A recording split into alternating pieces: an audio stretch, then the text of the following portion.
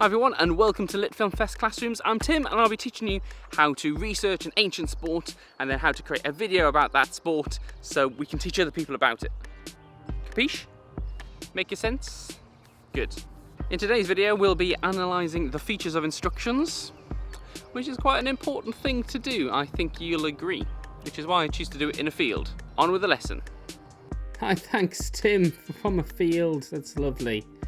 Anyway, welcome to me and under the duvet where the sound quality is great. Welcome back to Ancient Sports Academy, everyone.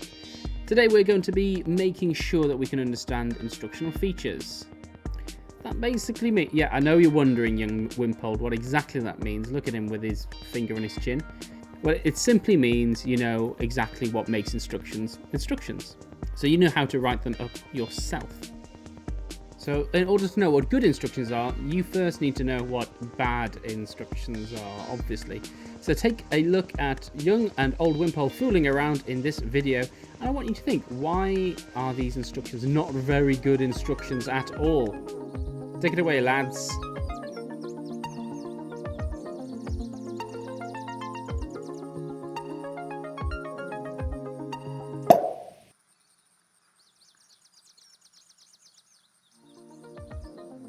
Meet old Wimpole. What? Who's there? He's going to get ready for his big sporting event. What sporting event? Are you ready? No, I'm not ready. I said, are you ready, old Wimpole? Sure. Good. Okay, listen to my very clear instructions. What are these instructions for? I don't know anything about what's going on here. I said, listen to my very clear instructions. Okay, continue. Listen to my very clear instructions in putting all of the correct coordinating clothes to be prepped for the big sporting event which will be coming up imminently. This doesn't make any sense whatsoever. This is just not clear. These are terrible instructions. Okay, first, pick up all of the things that you need. What do I need? A shoe, I guess. I don't know. A stuffed seagull. Yes. These things, whatever these are. Step 1. Right. Now put on whatever it is that keeps you warm. A shoe? No, hang on. I've got some other stuff. You know. A flip-flop. No, you know, the thing that keeps you warm. The hot water bottle. The floppy thing. Yes, floppy. The floppy thing. Now put it on. Put it on? I can't put...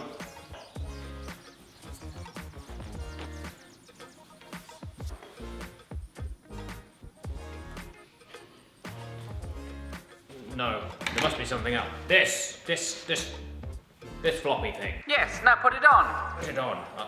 But I'm already dressed for dinner. Yes, now put it on. This is terrible. Okay, I guess this isn't the way I dress normally, but I'll put it on. Okay, ready. What's next? And now you're ready for your sport, old Wimpole. Go play it. What? I don't know what this sport is, or any of the rules, or anything. What? Go play it. This is ridiculous. Where am I meant to go? Where do I play? What? Thanks, old Wimpole. Well done. Now you've dressed in the correct coordinating clothes ready for your great sporting event. I really haven't. I really haven't. Thanks for watching.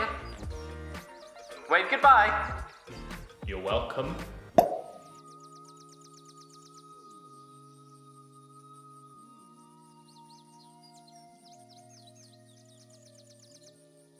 So what made those instructions not very good instructions? Why weren't they very useful? Well, the very first thing that I think we need to address is that instructions need to be clear, don't they? They need to be in a very good order so that we know exactly what we're doing one after the next instruction. But also how we write instructions makes a big difference. And we're going to go through some of these superb features in the next few lessons. Yay, I hear you say. Go on, say it. No, you can't.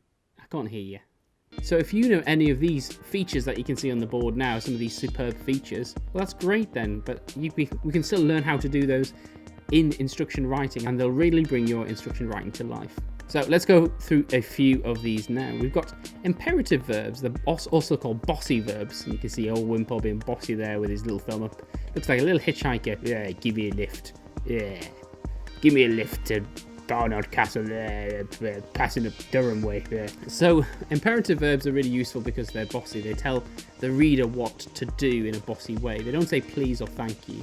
And there's lots on the board there for you to use in your instruction writing.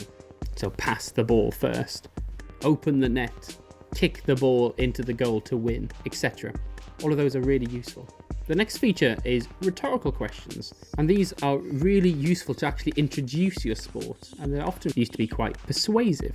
So they're questions that need no answer. What's not to like? That could be one that you could actually choose to use in your writing. Pocketok, a game where Mayans fight to the death in order to be the crown of the temple. What's not to like about that? I mean, it sounds pretty fun, doesn't it? Are you bored with playing the same modern sports? No, because I only play ping pong. Again, that's quite attention grabbing. It grabs the readers and the person who's watching your videos attention, and they want to know, well, actually, what else is there to play? What other kinds of sports are there? And what did they play back in history? Have you ever wondered how the game of football's changed? That's not something that would require an answer, but it gets people thinking, oh, well, I want to actually know the answer to that question. And that's how you can use rhetorical questions. And finally, we have also fronted adverbials. Well, let's pass over to Holly here from English with Holly, and she's going to tell us a little bit more about that. Take it away, Holster. Thank you, Tim. So, I'm going to talk to you about fronted adverbials. You may have used fronted adverbials before. There's a good chance you've already looked at them in school, and you've probably used them in your creative writing to vary your sentences and assist your reader in imagining what it is you are writing on the page.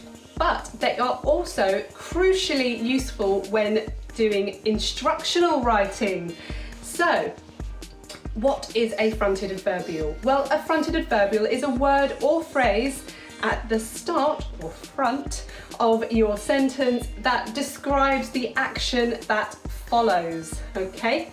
So there are 5 different categories of fronted adverbials: time, frequency, place, manner, and degree. When you're using these in instructional writing, they can really ensure that your instructions are precise and have lots of clarity so that the reader absolutely understands what it is you are telling them to do. Okay? So, for example, if you were setting an instruction to throw the golden hoop, well, if you were using a fronted adverbial for the time, you might say, immediately throw the golden hoop. For frequency, you might say, every minute, throw the golden hoop. Place, from behind the line, throw the golden hoop. Manner, as fast as you can, throw the golden hoop. And degree, well, almost silently, throw the golden hoop. So, I hope that's helped you with some ideas for using fronted adverbials in your instructional writing, and good luck with your project. Bye-bye. Thanks, Holly. Love the Lit Film Fest in the background there. Massively appreciate it. Also, if you want to check out what Holly does, she creates lots of lessons on her Facebook page, English with Holly. So check her out. So your main challenge for today is to play a new game using the instructions that come with the game. And you can play our chopstick game if you like. You can find how to play that in the description below. So what you will need to do is first read the instructions aloud to the group. You can have a go at actually reading them straight from the page, or you can read it through, try to understand the game, and then have a go at trying to actually explain the game without reading the instructions. You might need to interpret, so reword any parts of the instructions which are pretty hard to understand.